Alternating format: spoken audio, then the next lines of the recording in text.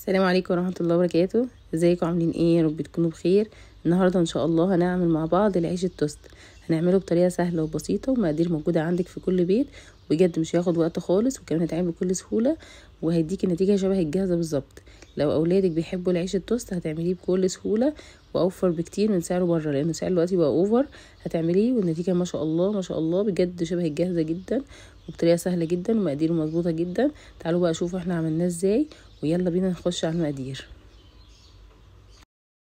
هحتاج بقى 3 كوبايات من الدقيق المنخول زي ما انتم شايفين كده، من 2.5 ل3، بس انا استخدمت 3 كوبايات. هحتاج كوبايه الا ربع من اللبن الدافي، معلقه من الملح، معلقتين من الزبده، بيضه، ومعلقه من الخميره، معلقه كبيره من الخميره، معلقتين كبار من السكر. وهبدا بحط الخميره على السكر على اللبن الدافي عشان اختبر الخميره. الاول هقلب كده الخميره مع السكر كده عشان اتاكد ان الخميره شغاله كويس. نختبرها كده على جنب، مش لازم تعمل جامد بقى، بس اول ما يطلع فقاقيع كده تبين ان الخميره شغاله يعني، زي ما انتم شايفين كده.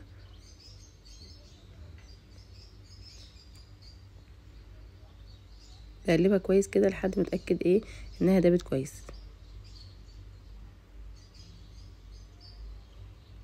هسيبها كده واروح اعمل البيضه. هحتاج بيضه واحده، هكسر البيضه كده.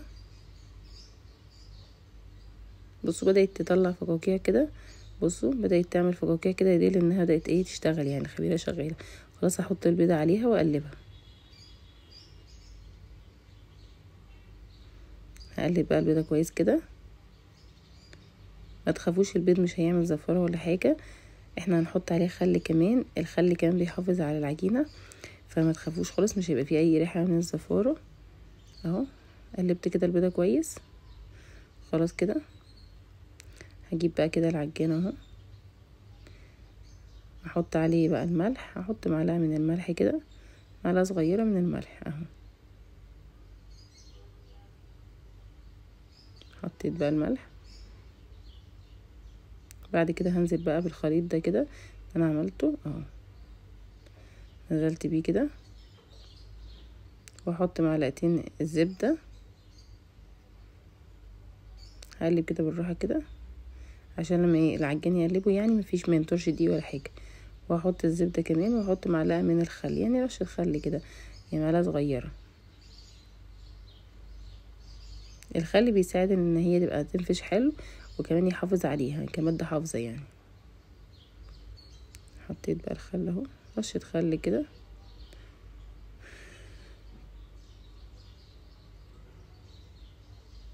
بعد كده هحط الزبده اهو، معلقتين الزبده، واسيبهم بقى كده ايه يتضربوا بقى في العجين. اروح بقى ابدا اشغل العجين. حطيتهم بقى كده وهبدا اشغل العجين. هتشغليه على العجين كده هيبدا يعجن لمده 10 دقايق. العجينه دي حتى لو تعجنيها على ايدك بتاخد وقت شويه، فببدا بسرعه واطيه وبعد كده بعلي. بتاخد شويه عشان ايه تبقى تطلع يعني تديكي عجينه حلوه. اول ما تلاقي العجينه كده بدات تلم كده في العجين يبقى خلاص كده هي بدات تبقى كويسه يعني. انا سبتها زي 10 دقايق كده بتعجن، بعد كده قفلت عليها ونشوف اهو. هنا بعد عملتها هيبقى فيها تلزيق كده شويه اهو، هبدا المها كده اطلعها بقى من العجين كده.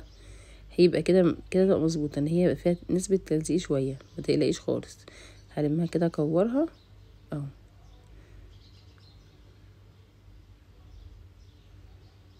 هلمها اطلعها كلها كده من العجين.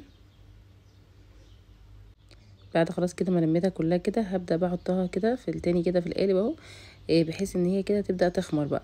هحط لها بس ايه رشه زيت كده على الوش كده اهو. بصوا كده احط عليها على الوش كده زيت واسيبها كده ايه تعمل اهي كده. بصوا هي مش بتلزق خلاص يعني، حتى لو مسكتيها كده مش هتلزق خلاص. هي بس ايه في الاول ساعه العجن يعني اهو.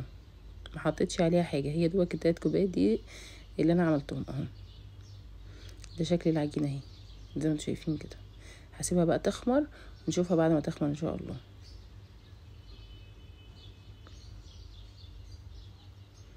هنا بقى بعد ساعه كده بصوا خمرت اهي ما شاء الله. هنبدا بقى نفردها. هحضر بقى الصينيه اللي هعملها فيها عشان هفردها على قدها، يعني نفس يبقى نفس طولها يعني. هجيب الصينيه كده واقيس كده، بص يبقى نفس طولها كده يعني. بصوا اهي، بصوا العجينه حلوه بتفرد بكل سهوله ازاي. خلاص كده عملتها قد الصينيه. هبدا افردها بقى كده كده بالطول كده، بس يعني الفريره بتاعتي يعني كانت عايزه الفريره بالتانية تبقى اسهل يعني، عشان دي ايه بتقطع فيها كده يعني واحنا بنفرد، بس مفيش مشكله اهو بظبطها بايديا عادي اهو. بعد ما فردتها كويس كده بقى هبدا الفها اهو. بصوا بلف ازاي، بتني حته كده وبشد، وانت بتتني بتشدي اهو، بتتني بتشدي كده زي ما انتوا شايفين كده. اهم حاجه بقى بعد ما عملتيها كده تقفليها كويس. هنقفل الجزء ده كويس كده اهو زي ما انتوا شايفين كده. هقفلها كويس اهو بالطريقه اللي انتوا شايفينها دي كده. اتاكد انها اتقفلت كويس، وهبدا بقى احطها في الصينيه كده وافردها كده فيها عشان ايه تبقى واخده حجم الصينيه، واسيبها كمان تخمر ساعه. بعد ساعه بص عليها، بعد ساعه كده من الخبرات بصوا ما شاء الله عملت اهي اهو. ده شكلها بعد ما خمرت. هبدأ بقى احطها في الفرن. هي دخلتها في الفرن على درجة حرارة، اول حاجة كان شغال على 200، وبعد كده خليته 180 في الرف الاوسط. وده شكلها بعد ما طابت يعني ما خدتش يعني زي 30 دقيقة كده في الفرن، 25 دقيقة كمان. هبدأ كده بقى اقطعها. بتسيبيها تبرد الاول وبعد كده تقطعيها. هنقطعها كده بصوا ما شاء الله ما شاء الله ما شاء الله حلوة جدا. العجينة كويسة، النتيجة هايلة زي بالظبط زي اللي يطلع جاهز، مش ناشفة.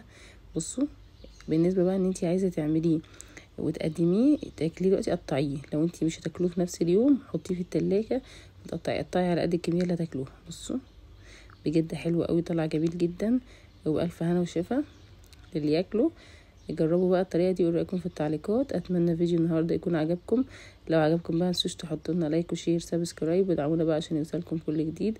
واترككم في رعايه الله وامنه، واقول لكم بقى في امان الله.